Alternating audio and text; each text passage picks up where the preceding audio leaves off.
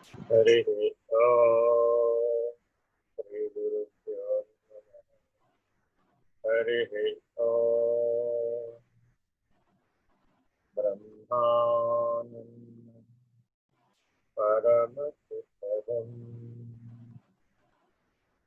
केवलं ज्ञानमूर्तिं द्वन्द्वातीतं गगनसदृशं त्वमस्यादिलक्ष्यम् एकं नित्यं विमलमचलम्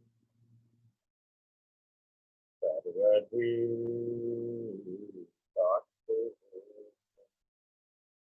भावातीतं त्रिगुणरहितं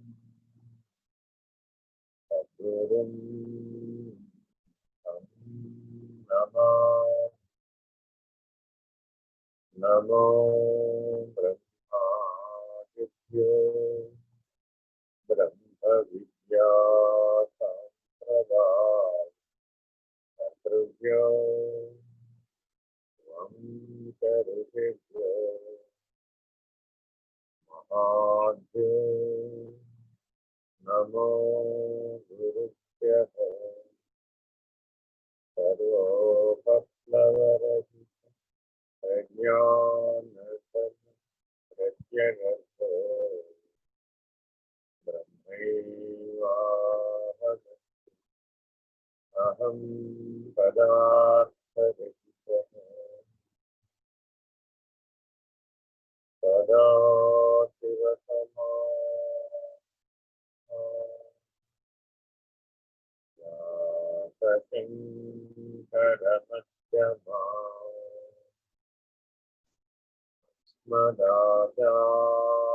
अस्मदाचार्यपर्यन्ता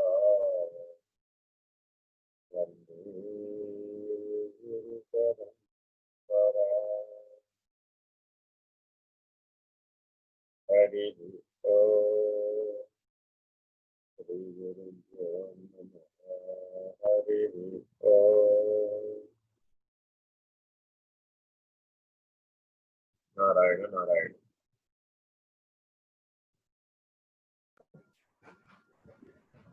సాయిరామ్ గురుగారు. సాయిరామ్. 12వ శ్లోకం చదువుతానండి. అయితే నేను అది వాయిస్ క్లియర్ గానే ఉందండి? పర్వాలా, కొద్దిగా పర్వాలేదు. ఓకే.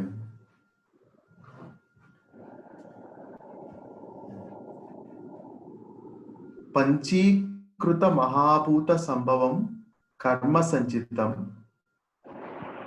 శరీరం సుఖ దుఃఖానాం భోగాయతనం ఉచ్యతే.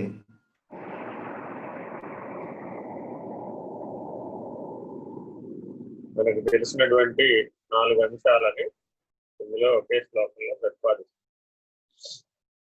మనకు శరీరం ఉందని, మనకు సుఖ దుఃఖాలు తెలుస్తున్నాయని, ఈ ప్రపంచం మనకి భోగ్యంగా భోగాయతనంగా ఉపయోగపడుతుందని మనకు తెలుసు. ఇది ఇలా ఉండడానికి కారణం ఏంటో కారణ స్థితి గురించి వివరిస్తుంది. అక్కడ పంచభూతాలు ఒకదానితో ఒకటి చేరి పంచీకృతమయ్యి మన ఇంద్రియాలు ఏర్పడ్డాయి. ఆయా శక్తుల సముదాయంతో, ఆయా కారణ స్థితి ఎందున్న జ్ఞాన సముదాయంతో ఆయా స్థూల ఇంద్రియాలు పనిచేస్తాయి. ఇది పంచీకరణం. స్థూలంలోనేమో ఇంద్రియ వ్యవహారం, సూక్ష్మంలోనేమో ఇంద్రియాలకు కావలసినటువంటి శక్తి చైతన్యం, కారణ స్థితిలో వాటికి సంబంధించిన అజ్ఞానం అవిద్య, వాటిని పోగొట్టడానికి కావాల్సినటువంటి జ్ఞానం. ఇదంతా ఈ మొత్తాన్ని కలిపి సంచితం. ఈ పంచీకరణం జరిగి ఇదంతా స్థూల సూక్ష్మ కారణాలుగా బయటకు వచ్చి వ్యవహరించడానికి కారణమైనటువంటి స్థితిలో, సమిష్టికి కారణమైనటువంటి స్థితిలో ఉన్నదానికి సంచితమని పేరు. ఇది మనకిప్పుడు వివరంగా మనం చూస్తాం. ఒక్కొక్క అంశాన్ని పంచతన్మాత్రల్లోని సగభాగాలు మిగిలిన పంచతన్మాత్రాల్లోని 8వ భాగంలో కలవడం. ఇది సాధారణంగా పంచతన్మాత్రలు పంచమహాభూతములుగా పంచీకరణమైన పద్ధతిగా అందరూ చెప్పుచున్నది. ఇది మనం నిన్న మాట్లాడాంగా. అవునండి. ఇది ఇంతవరకు సరియే, కానీ పంచమహాభూతముల పంచీకరణం ఇంతటితో పరిమితమైనది కాదు, చాలా విస్తృతమైనది. అవ్యక్తం నుంచి వ్యక్తమైన తర్వాతనే సృష్టి అంతా.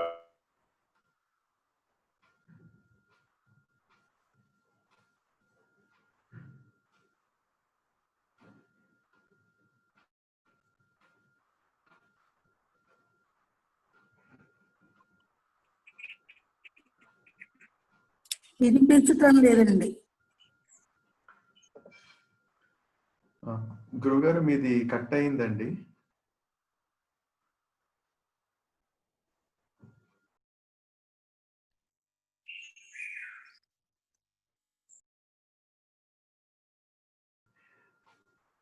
పంచమహాభూతముల పంచీకరణం ఇంతటితో పరిమితమైనది కాదు, చాలా విస్తృతమైనది. వినపడుతోందా నేను మాట్లాడేది? వినిపిస్తుందండి. ఓకే. పంచీకరణం అంటే విస్తరింప చేయుట అని అర్థం.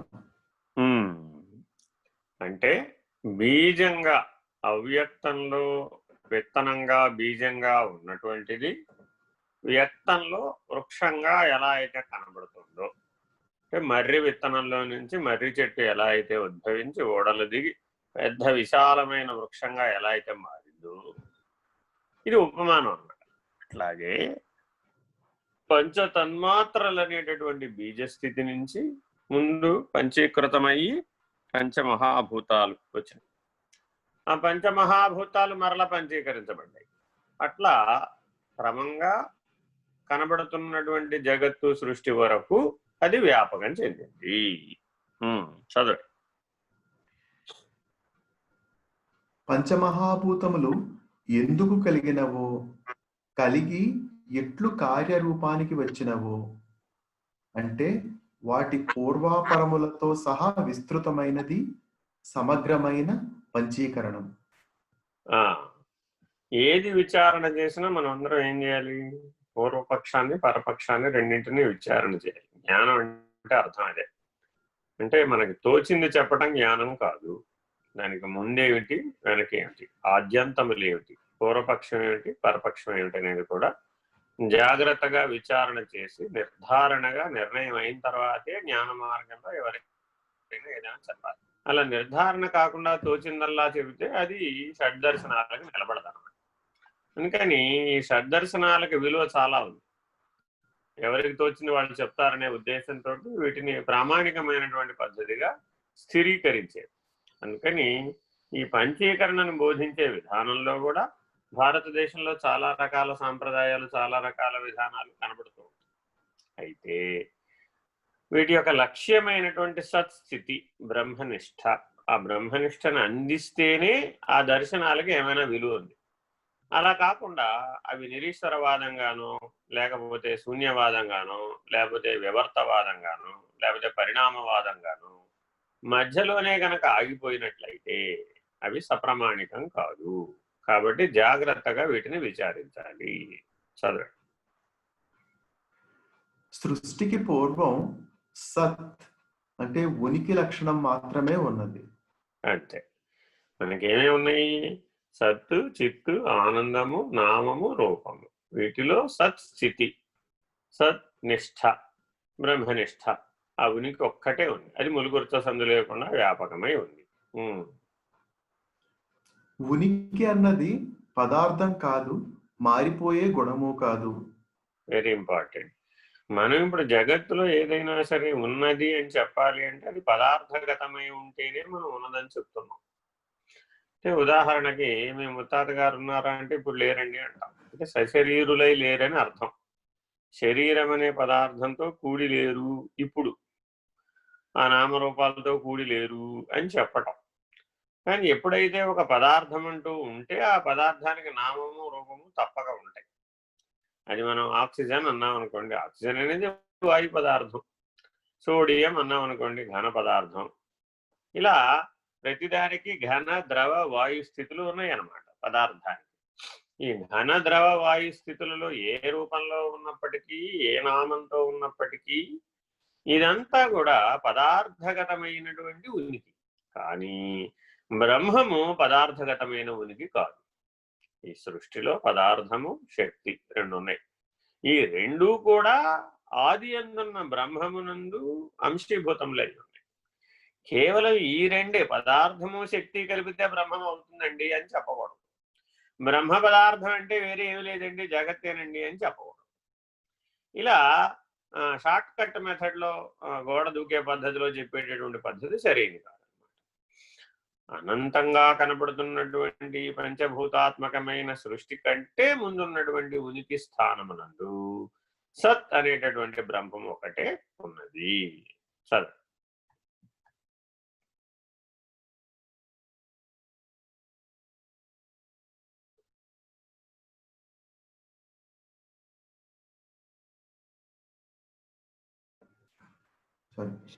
నిత్యమైనది, అనోరణీయాన్, సూక్ష్మమైన దానికంటే సూక్ష్మమైనది, స్థూలం కానిది అయిన లక్షణం. అది అంటే కేవలం స్థూల ధర్మంతో బ్రహ్మమును నిర్వచించాలనుకోవడం సాధ్యం కాదు. అలాగే సూక్ష్మ ధర్మంతో కూడా నిర్వచించడానికి కూడా సాధ్యం. అంటే అర్థం ఏంటి? ఒక అణువుని తీసుకున్నాం, ఇప్పుడు ఆక్సిజన్ అణువు తీసుకున్నాం అనుకోండి, లేదు నీటి అణువుని తీసుకున్నాం అనుకోండి, H2O అన్నాం మనం ఏదో. సరే, దాని కాంపోజిషన్ H2O అంటే ఇప్పుడు H బ్రహ్మము కాదా, O బ్రహ్మము కాదా అంటే H బ్రహ్మమే, O కూడా బ్రహ్మ. హైడ్రోజన్ బ్రహ్మమే, ఆక్సిజన్ కూడా బ్రహ్మమే. ఏ అణువును తీసుకున్నా అణువు కూడా బ్రహ్మమే. మహత్తుని తీసుకున్నాం అంటే సృష్టికి ఆది స్థితిలో ఉన్నటువంటి దాన్ని తీసుకున్నాం, అది బ్రహ్మమే. కాబట్టి అణువు నుంచి మహత్తు వరకు వ్యాపకమై ఉన్న సమస్తము బ్రహ్మమే అయి ఉన్నాయి. జగత్తులో రూపాంతరము, పరిణామము చెందేటటువంటి పద్ధతులు ఏమండి? కూల్ డ్రింక్ బ్రహ్మమేనా? బ్రహ్మమే. మజ్జిగ బ్రహ్మమేనా? బ్రహ్మమే. అసలు ఈ భూమండలం మీద ఏ పదార్థం చెప్పినా బ్రహ్మమే. ఘన ద్రవ వాయు స్థితిలో ఉన్న ఏది చెప్పినా బ్రహ్మమే. దాని అవతల అది కూడా బ్రహ్మమే. పదార్థం అనే స్థూల ధర్మానికి అవతల చెప్పినా కూడా బ్రహ్మమే, యువతల చెప్పినా బ్రహ్మమే. ఉన్నదంతా బ్రహ్మమే. చదవండి. ఉన్న ఈ ఉనికి లక్షణం లేకుండుట, మార్పులు చెందుట, క్షీణించుట, నశించుట, తెలియకుండుట అన్న అవాంతరములు లేక అతీతమైనది.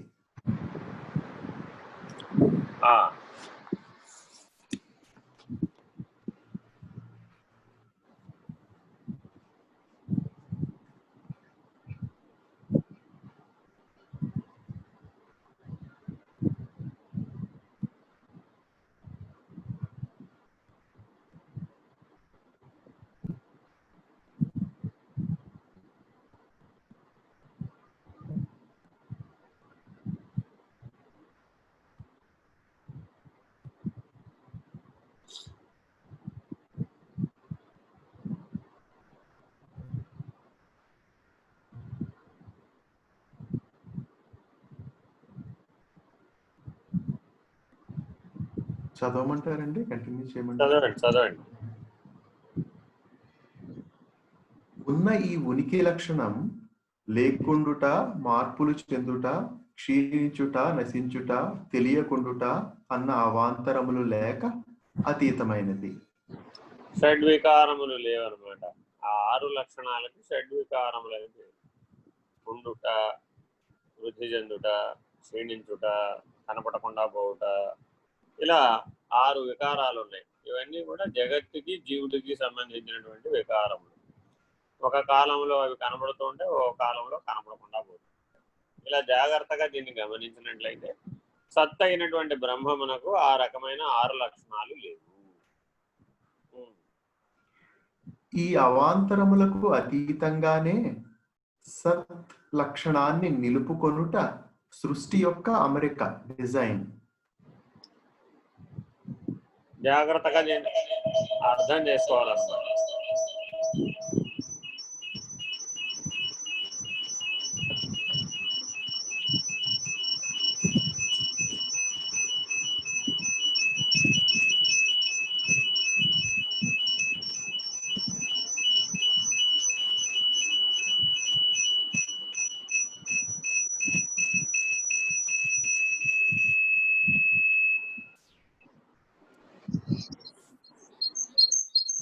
నేను లాగౌట్ అవుతున్నానండి.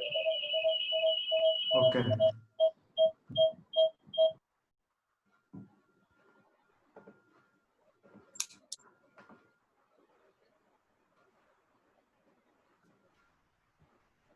ఇప్పుడు చదవండి. ఈ అవాంతరములకు అతీతంగానే సత్ అంటే ఉనికి లక్షణాన్ని నిలుపుకొనుట సృష్టి యొక్క అమరిక, డిజైన్. ఈ షడ్వికారములు అనేటటువంటి అవాంతరాలు బ్రహ్మమునకు లేదు. ఇదంతా కూడా జాగ్రత్తగా అర్థం చేసుకోవాలి.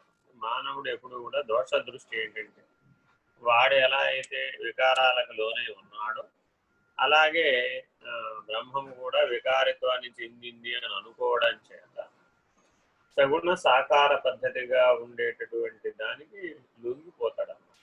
ఇది మానవుడి సమస్య.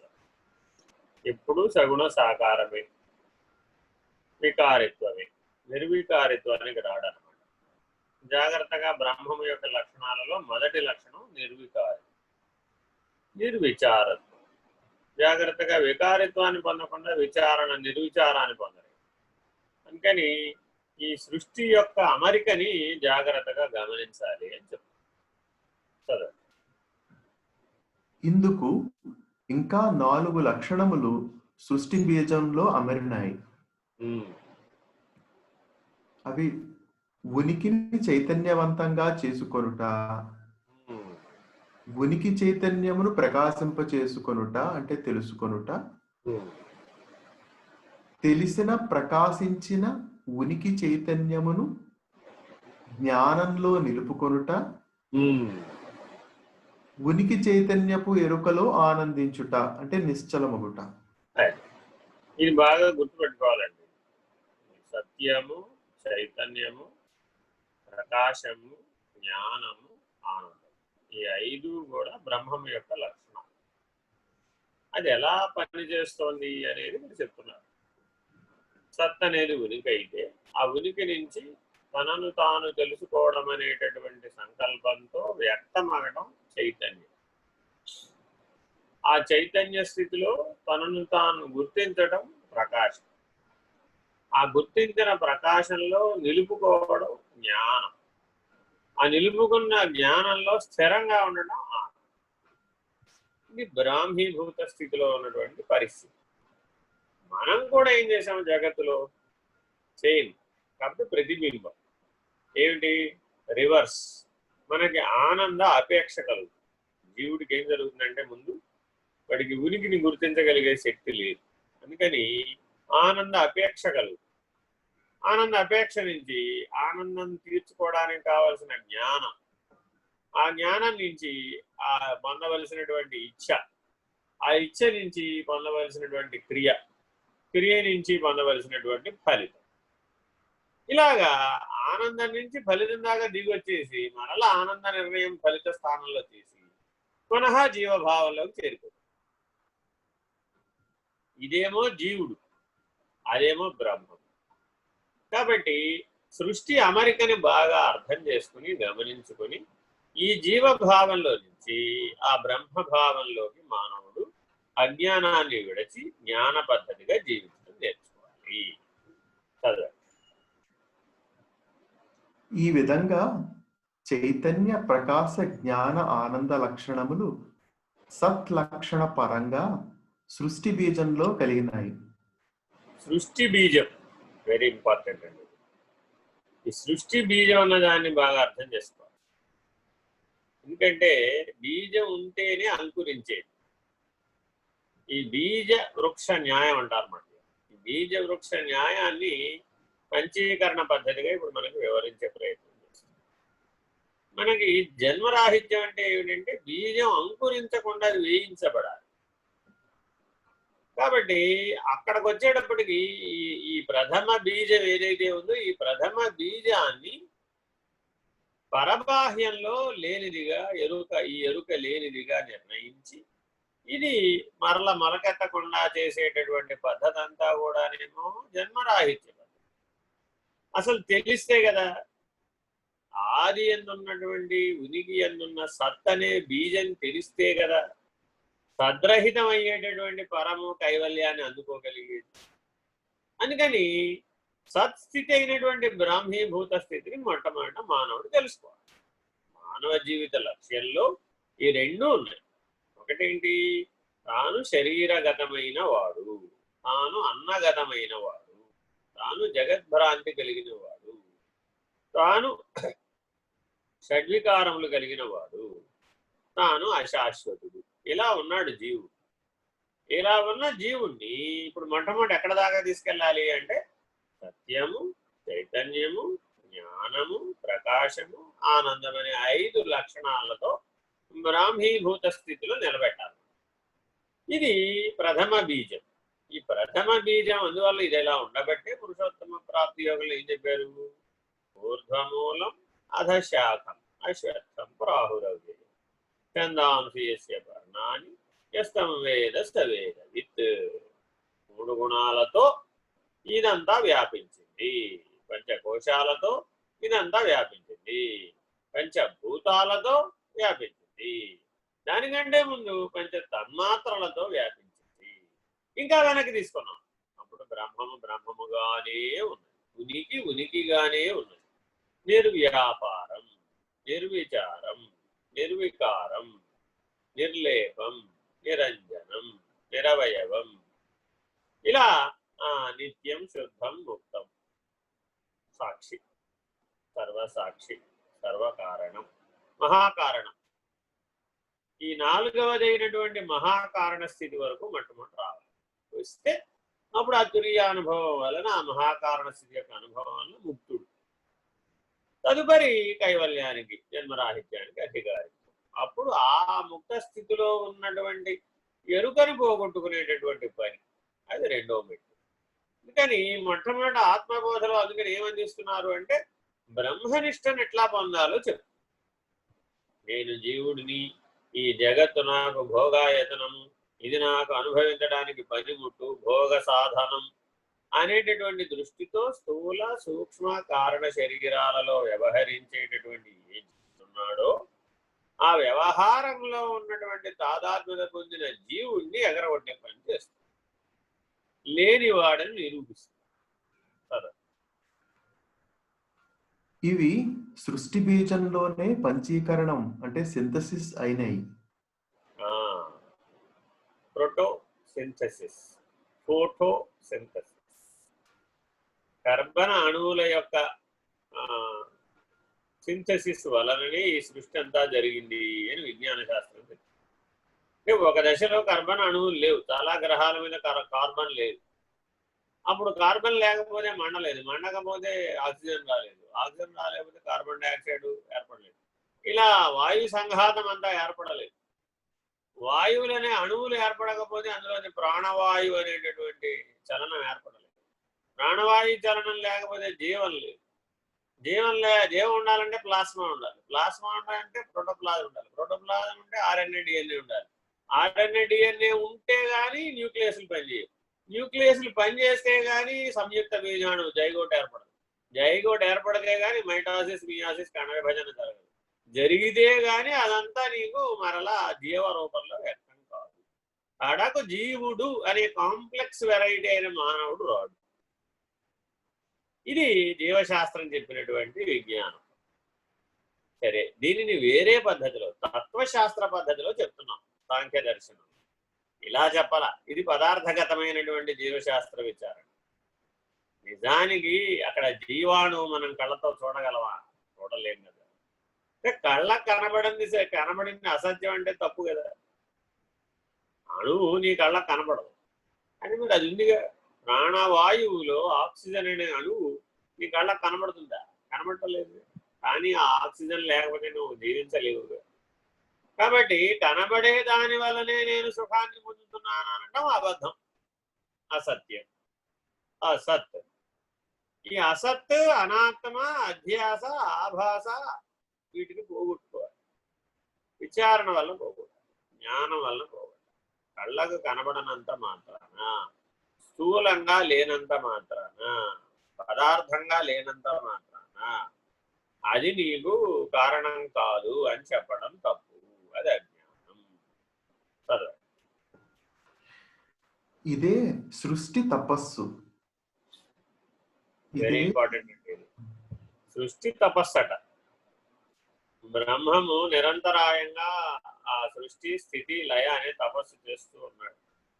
సత్ అన్న స్థితి నుంచి నిరంతరాయంగా చైతన్యం విడుదలవుతూ ఉంది. విడుదలైన చైతన్యంలో నుంచి ప్రకాశం విడుదలవుతూ ఉంది. విడుదలైన ప్రకాశం జ్ఞానాన్ని కలిగిస్తూ ఉంది. జ్ఞానం పొందిన ప్రతివాడు ఆనందాన్ని పొందుతాడు. అమీబా స్థాయిలో అమీబాకి ఆనందం, ఏక స్థాయిలో ఏకకు ఆనందం, ఖగచరాలు, భూచరాలు, జలచరాలు ఎవరి స్థాయిలో వాటికి ఆనంద నిర్ణయం ఏర్పడింది జ్ఞానం వలన. ఆ జ్ఞానం దాని ప్రకాశంలో ఉంది, దాని చైతన్యంలో ఉంది, దాని ఉనికిలో. కాబట్టి నీ సహజ స్వరూపంలో నువ్వు స్వరూప జ్ఞాన నిష్ఠే కలిగి ఉన్నావు. వ్యవహారంలో మునిగిపోవడం చేత ఇవన్నీ మరుపుకొచ్చాయి. మునగకుండా కనుక నువ్వు సాక్షిగా ఉంటే అప్పుడు నీకు వీటి యందు ఏ రకమైన భ్రాంతి భ్రమ ఏర్పడదు. అభ్యాసంతో ఏర్పడినటువంటి అధ్యాస ఆభాస ఏర్పడదు. సరే, ఇదే సృష్టికర్త బ్రహ్మగారి తపస్సుగా స్థూలంగా శాస్త్రముల్లో చెప్పబడుతున్నది. మనం ఎక్కడైనా సినిమాల్లో చూసామనుకోండి, బ్రహ్మగారు ఏం చేస్తూ ఉంటాడంటే ఓ అక్షమాల తిప్పుకుంటూ తపస్సు చేస్తున్నట్టు ఒక కమలంలో కూర్చుని పక్కన సరస్వతీదేవి వీణ వాయిస్తూ నిరంతరాయంగా ఇదే సీన్ కనపడుతుంది బ్రహ్మలోకంలో. ఇంకా వేరే ఏం లేదు అక్కడ సీన్. శాస్త్రాలు పురాణాలలో ఇలా కనబడుతుంది. ఇది ప్రతీకాత్మకం అన్నమాట. నిజానికి ఈ ప్రతీకాత్మకాన్ని తత్వార్థంగా తాత్వికమైన దర్శనంగా చెప్తున్నారు. నిజానికి తపస్సు అంటే ఏంటంటే నిర్విరామంగా చేయబడేది ఏదైనా అది తపస్సే.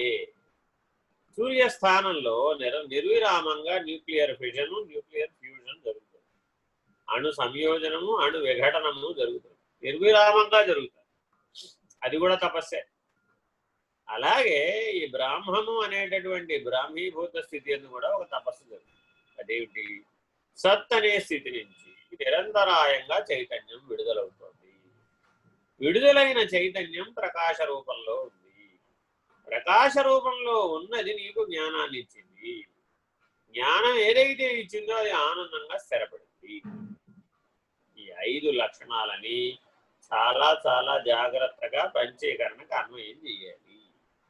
ఆకాశ పంచకం తత్స్థితిలో ఉంది. వాయు పంచకం చైతన్య స్థితిలో ఉంది. అగ్ని పంచకం ప్రకాశ స్థితిలో ఉంది. జల పంచకం జ్ఞాన స్థితిలో ఉంది. పృథ్వీ పంచకం ఆనంద స్థితిలో. ఇలా 5 ఉన్నటువంటి 5 25లో ఇవి ప్రధాన భాగాలన్నమాట. ఆకాశం ప్రధానంగా ఉన్నటువంటి దానిని ఆకాశ పంచకమని, వాయువు ప్రధానంగా ఉన్నటువంటి దానిని వాయు పంచకమని, అగ్ని ప్రధానంగా ఉన్న దానిని అగ్ని పంచకమని, జలము ప్రధానంగా ఉన్న దానిని జల పంచకమని, పృథ్వీ ప్రధానంగా ఉన్నటువంటి దానిని పృథ్వీ పంచకమని ఇలా సృష్టి తయారైంది. ఈ తయారయ్యేటప్పుడు ఆకాశ పంచకంలో ఆకాశంలో అర్ధభాగం ఉన్నటువంటి నిలకడగా ఉన్నటువంటి ఆకాశంలో ఆకాశం అనే మొదటి స్థానము జ్ఞాత సత్స్థితిలో. ఈ జ్ఞాత యొక్క చైతన్యం ఆకాశ పంచకంగా పంచీకరించడం.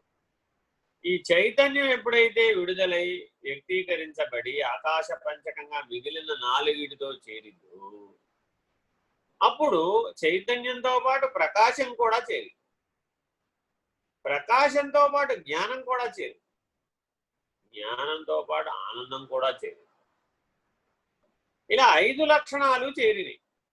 ఏమండి ఈ ప్రపంచంలో మానవులందరూ ఎందుకు అహంకరిస్తారండి అని అడిగాను. అడిగి ఆనందంగా ఉంది కాబట్టి, నేనే గొప్ప అనటంలో ఆనందం ఉంది కాబట్టి, నేనే కర్త, నేనే భోక్త, నేనే చేశాను, నేను అనుభవిస్తున్నాను, ఈ సృష్టినంతా నేనే తయారు చేశాను, ఈ సెల్ ఫోన్ నేనే తయారు చేశాను, ఈ యంత్రం నేనే తయారు చేశాను, ఈ మంత్రం నేనే తయారు చేశాను, ఈ తంత్రం నేనే తయారు చేశాను, ఈ శక్తిని నేనే కనుగొన్నాను, ఈ పదార్థ సంయోజనాలను నేనే కనుగొన్నాను.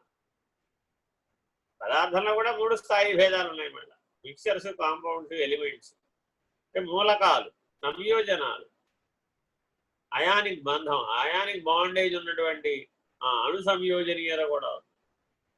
ఈ మందు నేనే కనిపెట్టానండి బాబు, ఈ మందు వల్ల సర్వరోగ నివారణ అన్ని తగ్గిపోతాయి. ఇలాగా మానవ సృష్టి ఈ ప్రపంచంలో చాలా విస్తృతి కలిగి ఉంది. వాటన్నిటి వెనకాల నేననే అహంకారం. ఎందుకు మానవుడు అహంకరిస్తాడు? మానవుడే కాదు, 84 లక్షల జీవరాశులు కూడా అహంకరిస్తాయి. ఆ అహంకారం ఎందుకనంటే ఆనందమే. ఆ అహంకార స్థానంలో ఆనందం ఉంది. అడ్డంగా అంటే ఈ 5 5 25 అనే చెస్ బోర్డు కనుక మనం చూస్తే, ఈ గళ్ల పటం చూస్తే అడ్డంగా ఉన్నవన్నీ పంచకాలు, అలాగే నిలువులు ఉంటాయి. మళ్ళా అంటే ఏమిటి? ఆకాశము, వాయువు, అగ్ని, జలము, పృథ్వీ. ఈ ఆకాశ కదంబం, నిలువంతా కదంబాలు, అడ్డాలన్నీ పంచకాలు.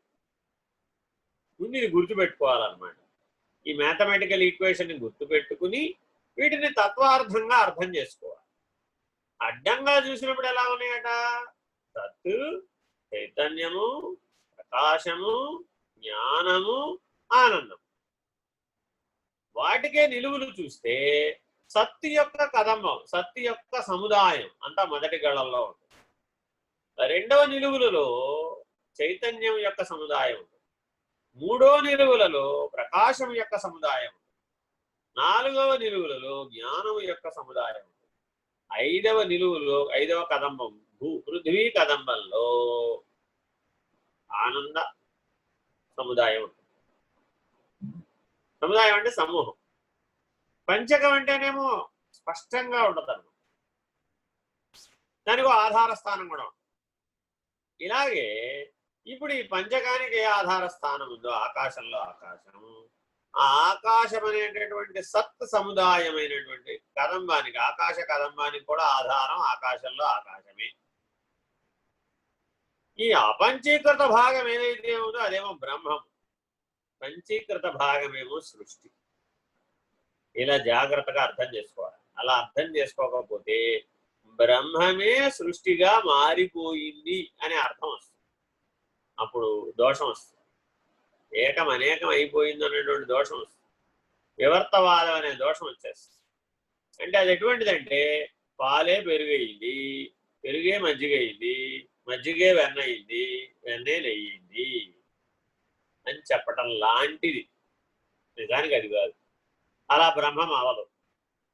అలాగే ఉంటుంది. అది ఏకకాలంలో సర్వవ్యాపకము, ఏకకాలంలో సర్వసాక్షి కూడా. దానికి పరిణామం లేదు. వివర్తవాదంలో మరి పరిణామం కనబడుతుంది.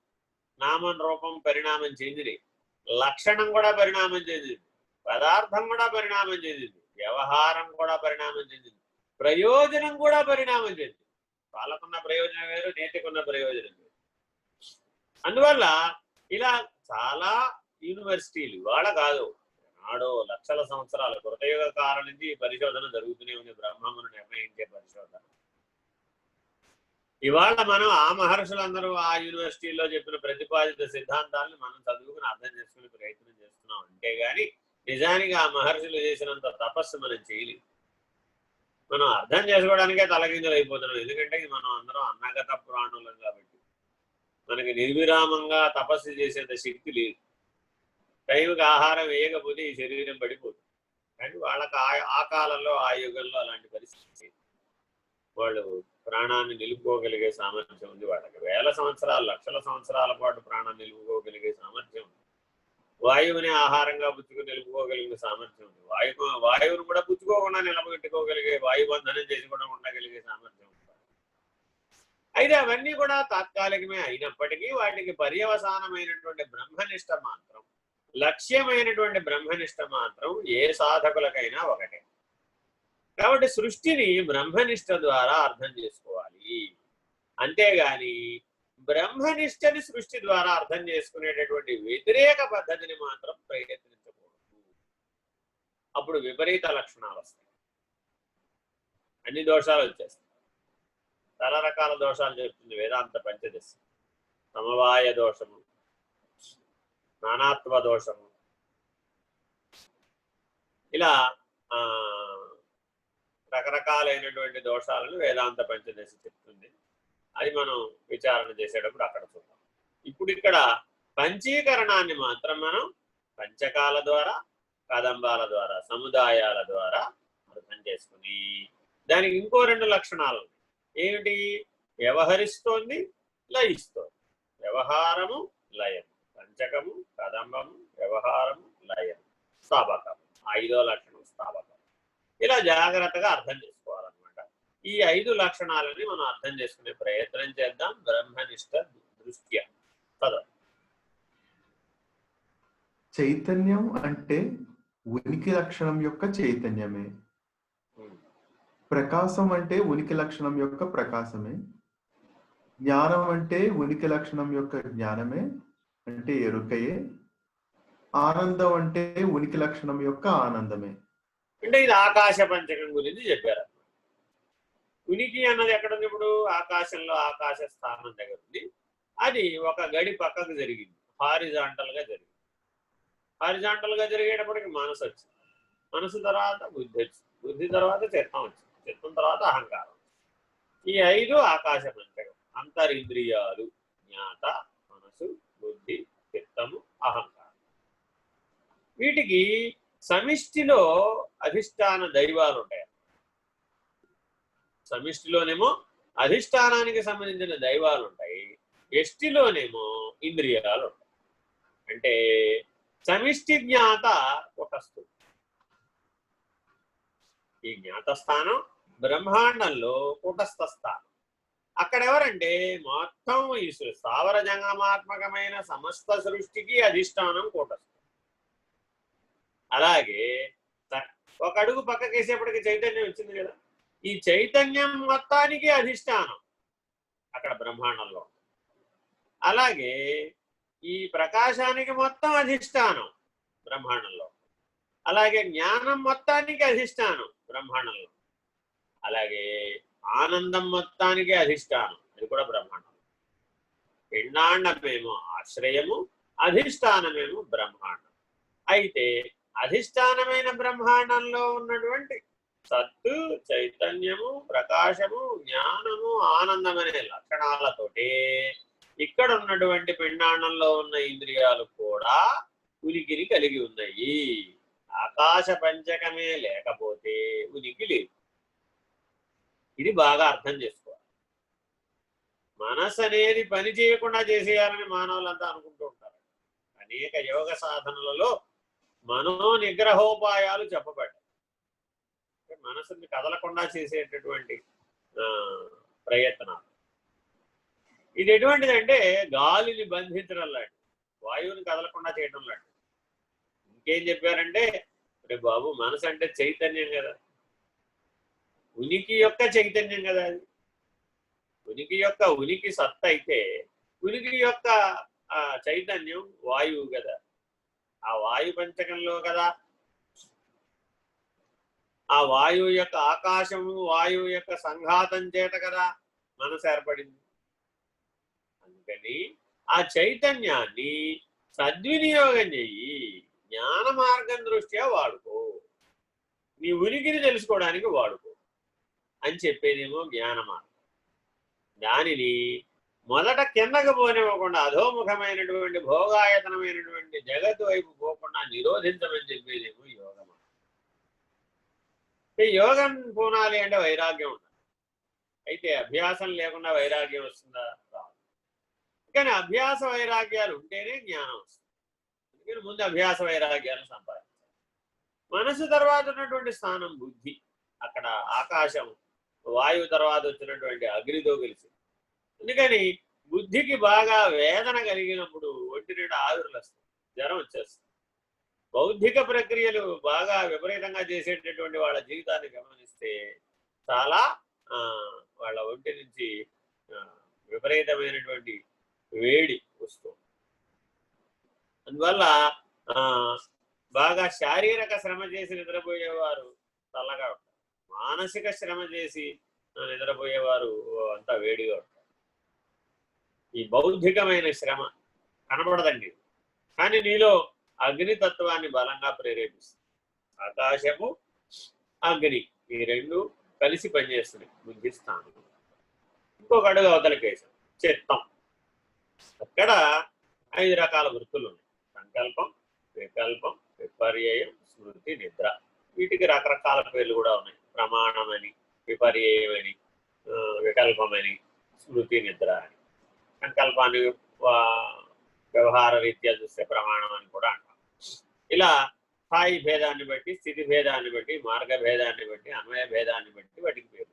ఏదైతే ఆ చిత్త వృత్తులలో ఈ 5 కేటగిరీలు ఉన్నాయి. అంటే దాన్ని ఒకటి తలుస్తాడు, తలిచిన తర్వాత దాని గురించి బాగా ప్రణాళికలు వేస్తాడు. ప్రణాళిక వేసిన తర్వాత అందులో కొన్ని ప్రణాళికల్ని పనికిరావని తీసేస్తాడు. ఇంకా తర్వాత కొన్నింటిని అమలు చేస్తాడు. అమలు చేసేటప్పుడు వాటిని జ్ఞాపకాలుగా భద్రపరుస్తాడు. భద్రపరిచినటువంటి వాటిని మరలా సంకల్పాలుగా మారుస్తాడు. మళ్ళా సంకల్పాలుగా వచ్చిన వాటిని అమలు పరుస్తాడు. ఇది చేసేదంతా దేనికోసమయ్యా అంటే ఆ నిద్రాస్థితిలో ఉన్న ఆనందమయ కోశంలో ఉన్న ఆనందాన్ని అనుభవించడానికి, ఆ విషయానందంతో కూడిన నిద్రను అనుభవించడానికి అలిసిపోయి అందులో వాలిపోతాడు, సోలిపోతాడు. ఇది చిత్తవృత్తులు. ఇది దేని వల్ల ఏర్పడింది ఇప్పుడు అంటే ఆకాశానికి జలానికి మధ్య ఉన్న సంబంధం చేత. ఆకాశము, జలము, ప్రాణశక్తి యొక్క ప్రభావం బలంగా ఉన్నంతసేపు ఎవరెవరి మాట వినరు. ఇంద్రియాలు బలంగా ఉన్నంతసేపు అభ్యాస వైరాగ్యాల జోలికి రాడు. విషయాలు బలంగా ఉన్నంతసేపు ఆత్మవిచారణ చేయడు. చిత్తవృత్తులు ఎవరికైతే బలంగా ఉన్నాయో అతడు విరమించడం రాదు, అతడు నివృత్తి మార్గంలోకి రాడు, ప్రవృత్తి దశలోనే ఉంటాడు. అతనికి జగద్వాసన, దేహవాసన బలంగా ఉంటుంది. అందుకని యోగ మార్గంలో చిత్తవృత్తి నిరోధం కూడా ఒక భాగమే. మనో నిగ్రహోపాయములు ఎలా ఉపాయాలు ఉన్నాయో చిత్తవృత్తి నిరోధానికి కూడా ఉపాయాలు చెప్తుంది యోగ మార్గం. భక్తి మార్గం శరణాగతి ద్వారా పొందమంటుంది. ఈ రెండింటిని, మనోనిగ్రహాన్ని, మనోజయాన్ని, చిత్తవృత్తి నిరోధాన్ని కూడా భక్తి మార్గంలో శరణాగతి ద్వారా పొందమంటుంది. కర్మ మార్గంలో రకరకాలైనటువంటి యజ్ఞ, యాగ, హోమ, వ్రత, దీక్ష, క్రతువుల ద్వారా కర్మ మార్గంలో పొందమంటుంది. ఇక్కడ కూడా అదే, నువ్వు కర్మ మార్గంలో పొందిన ఎండ్ రిజల్ట్ మనోజయమే. ఎండ్ రిజల్ట్ నువ్వు జ్ఞాతగా ఉనికి స్థానంలో నిలకడ చెందగలవు. సరే, ఇంకో మెంట అవతలకి వెళ్ళాం. అదేమిటి అంటే ఈ ఆకాశం ఆ భూమితో కలిసి పనిచేయడం అనేది. అదేమిటి అంటే అహంకార స్థానం.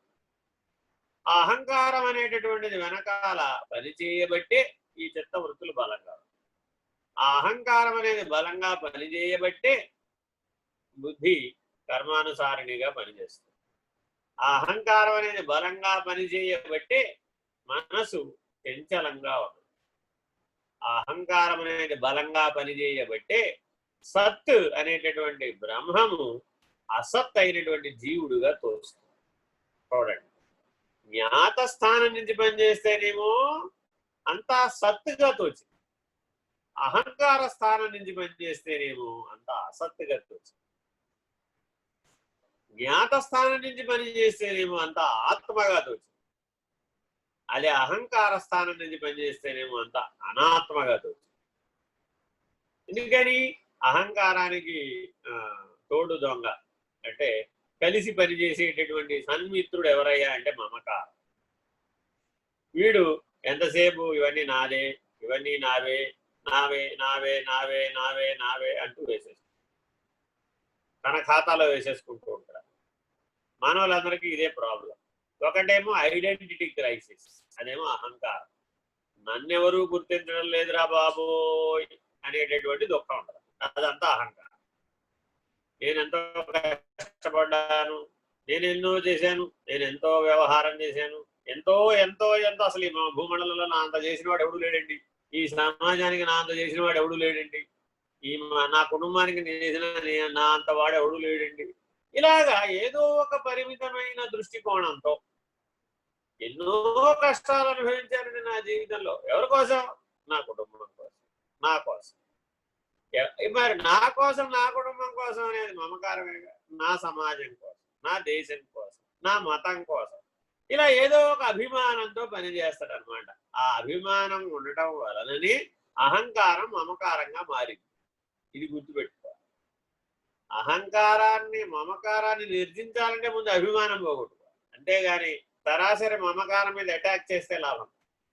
నీ కుటుంబం దగ్గరికి వెళ్ళి మీరెవరు నాకేం కారు భో అన్నావు అనుకోండి, ఏం ప్రయోజనం? ఇక్కడి నుంచి వెళ్ళి అడవిలో కూర్చుంటావు అనుకో, అడవిలో కూర్చుంటే సొరకాయ బుర్ర కూడా నీ ప్రపంచమే, నీ కుటుంబమే. భిక్షాపాత్ర కూడా నీ కుటుంబమే, నీ సంసారమే. నీ జోలి కూడా చిట్ట చివరికి నీకు బాంధహేతువే. కట్ట కడపడికి కౌపీనం కూడా బాంధహేతువే. కట్ట కడపడికి శరీరం కూడా బాంధహేతువే. దేన్ని వదిలేస్తావు ఇప్పుడు? శరీర తాదాత్మ్యత, దేహాభిమానాన్ని వదిలిపెడితే మమకారం పోతుంది, కానీ దేహాన్ని వదిలిపెడితే పోతుందా? పోదు కదా. అలాగే కుటుంబాన్ని వదిలిపెడితే అభిమానం పోతుందా? పోదు కదా. కుటుంబం ఏడలున్న అభిమానాన్ని పోగొట్టుకోవాలి. దేహ తాదాత్మ్యత ఎట్లా పోగొట్టుకోవాలో అట్లా అన్నింటిలో భోగాయతనం అన్నది ఈ శ్లోకంలో చాలా ముఖ్యమైన పదం అండి. ఆ భోగాయతనం అన్న పద్ధతిగా దాంతో కలిసిపోతున్నాం, తాదాత్మ్యత చెందుతున్నాం, అభిమానాన్ని పొందుతున్నాం. చాలా మంది ఏం చేస్తారంటే వ్యవహార కాలంలో మాట్లాడేటప్పుడు వాడికి చాలా ఆత్మాభిమానం అండి అంటాడు. ఆత్మాభిమానమే, ఆత్మకు అభిమానం ఉండదు, అహంకారానికి మాత్రమే ఉంటుంది. ఈ అహంకారానికి ఉన్న అభిమానాన్ని ఆత్మాభిమానం అని పొరపాటు చెందుతుంది. ఇప్పుడు తల వంచడండి, ఇప్పుడు కొమ్ములు చాలా ఎక్కువ అండి, ఇలా ఏవేవో చెప్తాం. ఇవన్నీ అహంకార లక్షణాలే. ఎక్కువైతే ఏముంది, వాడు దానిది ఏది ఎక్కువైతే దాని చేత నువ్వు అదే బాధించకూడదు. సమత్వం యోగం వచ్చేదే. సమంగా ఉన్నవాడు దేని చేత బాధించబడు, సమదర్శనం ఉన్నవాడు దేని చేత బాధించబడు, సాక్షిత్వంగా ఉన్నటువంటి వాడు దేని చేత బాధించబడు, ప్రభావితం కాదు. కాబట్టి సత్ అనేటటువంటి ఉనికి స్థానం ఏదైతే ఉందో అది చాలా జాగ్రత్తగా గుర్తించాలి. ఈ సత్ యొక్క చైతన్యం వాయువుతోనూ, సత్ యొక్క ప్రకాశం అగ్నితోనూ, సత్ యొక్క జ్ఞానం జలంతోనూ, సత్ యొక్క ఆనందము పృథ్వీతోనూ కలిసి వ్యవహరిస్తున్నాయి, కలిసి వ్యావృతి చెందినవి, కలిసి సృష్టిగా తయారయ్యి. ఇలా జాగ్రత్తగా గుర్తుపట్టాలి.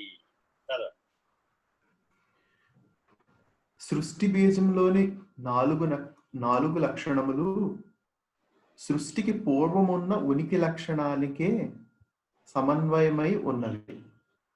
ఈ నాలుగు మొదటి నుంచి వేరుగా ఉన్నాయా అండి, ఉనికిలోనే ఉన్నాయా, సత్తులో భాగమయ్యే ఉన్నాయా? అది ప్రశ్న. ఎందుకని అంటే ఈ విచారణ చాలా లక్షల సంవత్సరాల పాటు సాగింది. చిత్తును మాత్రమే పట్టుకున్నటువంటి వాళ్ళు, అంటే చైతన్యాన్ని మాత్రమే పట్టుకున్నటువంటి వాళ్ళు చైతన్యమే సత్యం అన్నారు. కొంతమంది ఏం చేశారు, ఆనందాన్ని పరిశోధనగా తీసుకున్నారు. వాళ్ళు ఆనందమే ప్రధానం అంటే అన్నారు.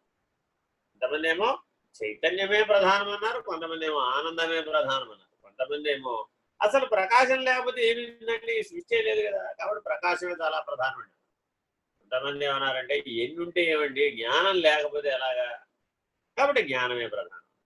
వీళ్ళందరూ కూడా ఈ సత్తు కంటే వేరుగా కనబడుతున్నటువంటి, వ్యవహరిస్తున్నటువంటి, ప్రతిబింబములైనటువంటి చిత్తు, ప్రకాశము, జ్ఞానము, ఆనందమని ఈ నాలుగు లక్షణాలని ప్రధానంగా భావించి సత్తును అప్రధానం చేసినటువంటి వాళ్ళు. ఈ నాలుగిటికి నాలుగు సాంప్రదాయాలు ఏర్పడిపోయినాయి. ఇప్పటికీ ప్రపంచంలో ఇలాగే వీటినే ప్రధానంగా భావించి చేసేవాడు చాలా మంది. చిచ్చక్తిశ్చేతనారూప జడశక్తి జడాత్మిక గాయత్రీ వ్యాహృతి సంధ్యా ద్విజ బృంద నిషేవిత.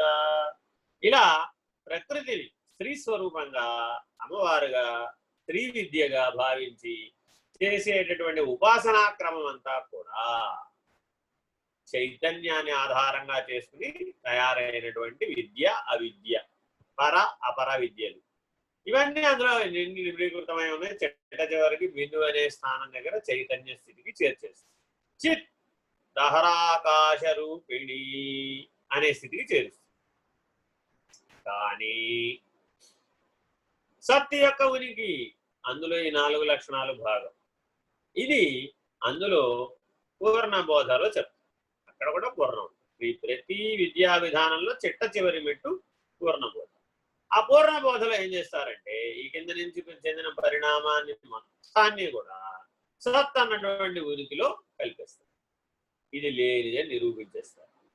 ఈ వ్యవహారం అంతా లేనిదని నిరూపించి ఆధారము అధిష్టానమైన బ్రహ్మమే ఉన్నదని నిరూపించేస్తారు. ఇక్కడికి అద్వైతం పూర్తయిపోతుంది. ఉన్నదంతా బ్రహ్మమే, చిత్తుగా ఉన్నదంతా సత్తే, ప్రకాశంగా ఉన్నదంతా సత్తే. ఈ ప్రకాశం ఆధారంగా చేసుకుని కూడా ఒక సాధనా విధానం మనకి కనబడుతుంది. అదేమిటంటే ప్రకాశాన్నే పరమాత్మగా భావిస్తారు. జ్యోతిర్బిందు స్వరూపాన్ని ధ్యానిస్తారు. ప్రజాపిత బ్రహ్మకుమారి ఈశ్వరీయ విశ్వవిద్యాలయం వాళ్ళు వీళ్ళు ఏమిటంటే ప్రకాశాన్ని మాత్రమే పట్టుకుంటారు. అంటే ఈ ప్రకాశాన్ని పట్టుకుని వెళతాడు అనమాట. చిట్ట చివరిదాకా వెళ్ళి ఈ కింద ఉన్న వాటన్నింటినీ వదిలించేసుకుంటాడు. వదిలించేసుకుని అప్పుడు ప్రకాశ స్థితి నుంచి సత్స్థితికి చేరడానికి ప్రయత్నం చేస్తాడు. ఇది ఒక పద్ధతి, ఇదో సాధనా విధానం. ఇక మూడవది ఏంటి అంటే జ్ఞాన మార్గం. కేవలం మేము జ్ఞానాన్నే పట్టుకుంటామండి, విచారణనే పట్టుకుంటామండి, ఇంకేం పట్టుకోమండి, మాకే సాధనలు అక్కర్లేదండి, ఒట్టి విచారణే చేస్తామండి, మేమేం పూజలు చేయం, మేమేం జపాలు చేయం, మేమేం ధ్యానాలు చేయం, మేమేం యజ్ఞాలు చేయం, ఏ సదాచారం పాటించాం, మేము ఒట్టి విచారణే చేస్తాం, పరిశోధనే చేస్తాం. ఇది నేటి నవీన విజ్ఞానం.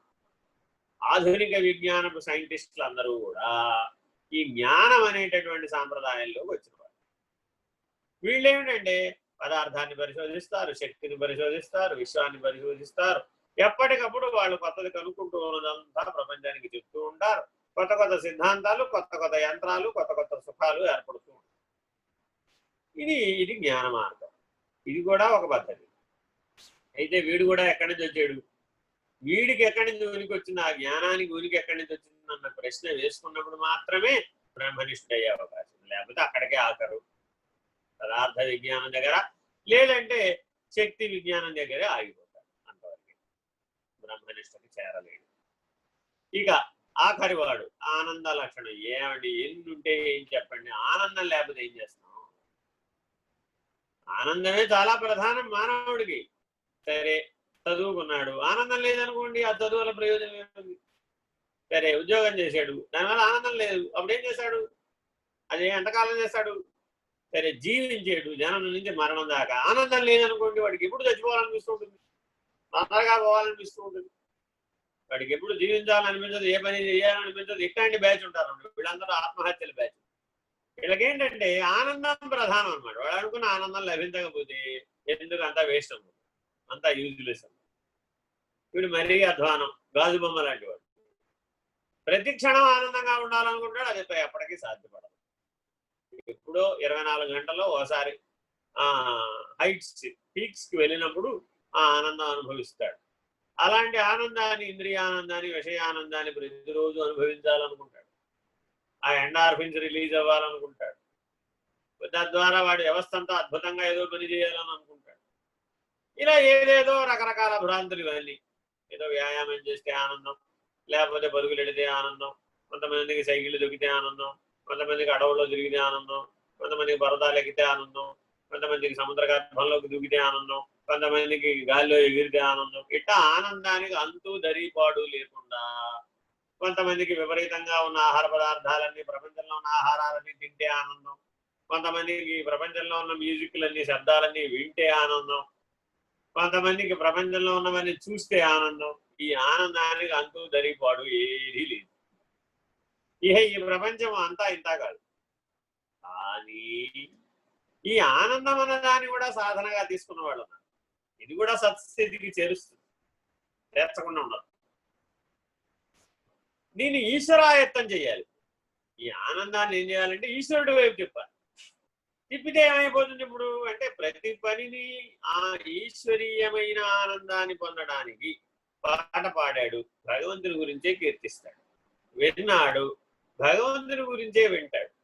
చూశాడు, తీర్థయాత్రలు చేసి భగవంతునికి సంబంధించినటువంటి క్షేత్రాలలో దర్శనం చేశాడు, ఈశ్వర దర్శనం చేశాడు. ఇలా తిన్నాడు, ప్రసాదమే తిన్నాడు. ఇలా ప్రతిదీ ఆనంద లక్షణాన్ని ఈశ్వరుడితో గనక ముడిపెట్టినట్టయితే కర్మ మార్గం ఇదే చేసేది. ప్రతిదాని మానవుడికి సహజం కదా ఆనందం కోరుకోవడం, ఆనంద అపేక్ష చేతే కదా జీవుడు అయ్యాడు. అందుకని వీడి ఆనంద లక్షణాన్ని జాగ్రత్తగా ఈశ్వరాయత్త చిత్తం అయ్యేటట్టుగా మార్చేస్తుంది కర్మ మార్గం. కాబట్టి దేవుడికి అలంకరించి వీడు ఆనందపడిపోతాడు, దేవుడికి నైవేద్యం పెట్టి వీడు ఆనందపడిపోతాడు, దేవుడికి హారతి ఇచ్చి వీడు ఆనందపడిపోతాడు, దేవుడిని దర్శించి వీడు ఆనందపడిపోతాడు, ఇలా దేవుడు తీర్థం ఉంచుకుని ఆనందపడు. ఇట్లా ప్రతిదీ అన్ని దేవుడు దేవుడు దేవుడి కింద మారిపోతుంది. అప్పుడు ఈ ఆనంద లక్షణంలో సత్వగుణం పెరుగుతుంది. రజోగుణ తమ గుణాలు తగ్గిపోయి సత్వగుణం పెరుగుతుంది.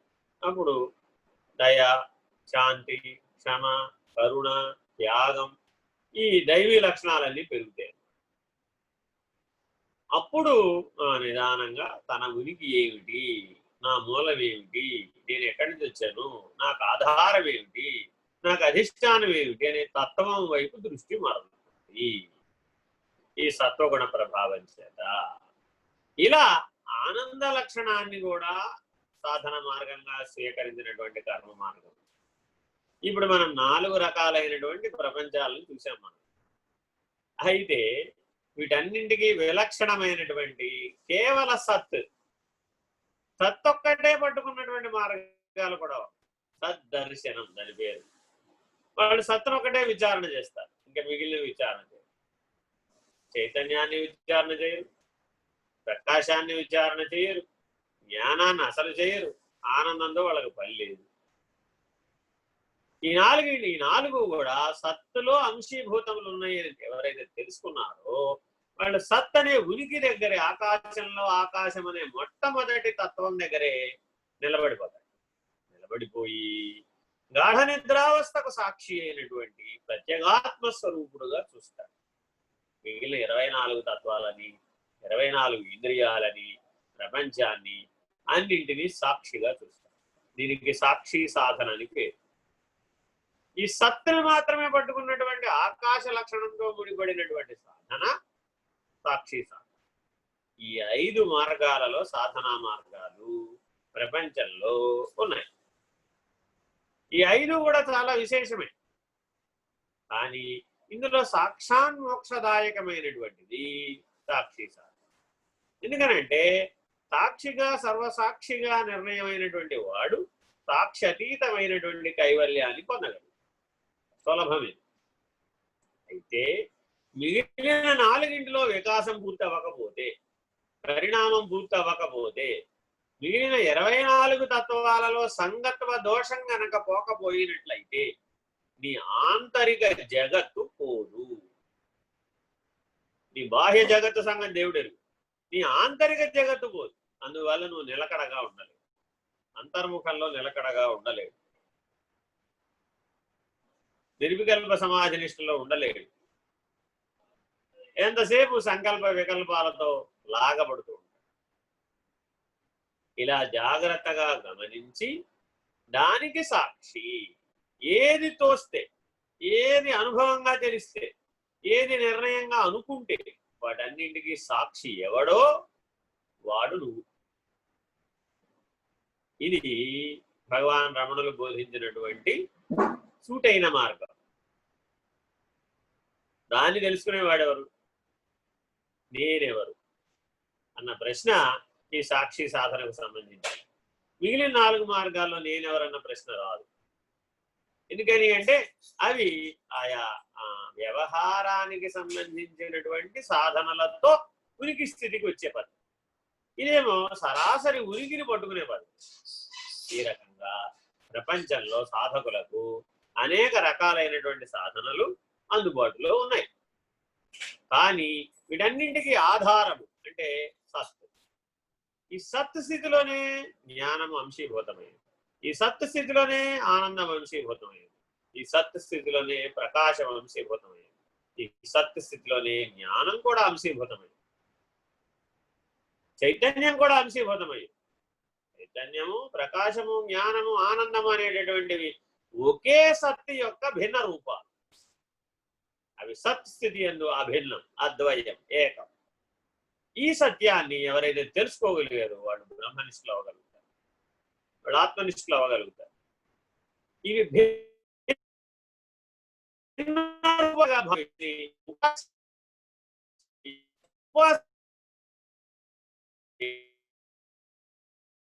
మార్గంలోనూ, భక్తి మార్గంలోనూ, జ్ఞాన మార్గంలోనూ ఆయా మార్గాల్లో తిరుగుతూ ఉంటారు.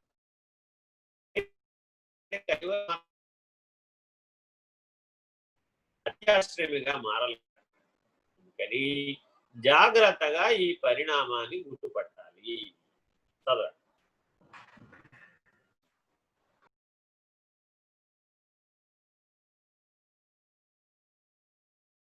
మనిషిగానే అది పరిణమిస్తూ ఉంటుంది. తెలిసినా తెలియకపోయినా, నువ్వు గుర్తుపట్టినా పట్టకపోయినా. కాబట్టి పెద్దలు ఏం చెప్పారు?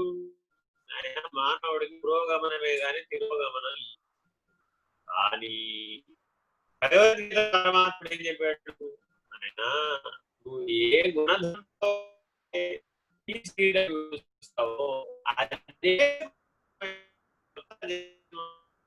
జీవితాన్ని గాఢలో నిద్రపోతున్నావు. అప్పుడు నువ్వు ప్రజ్ఞాస్వరూపుడు ఇలా నిద్రపోతున్నావు, శవం వలె. సరే, లేచావు.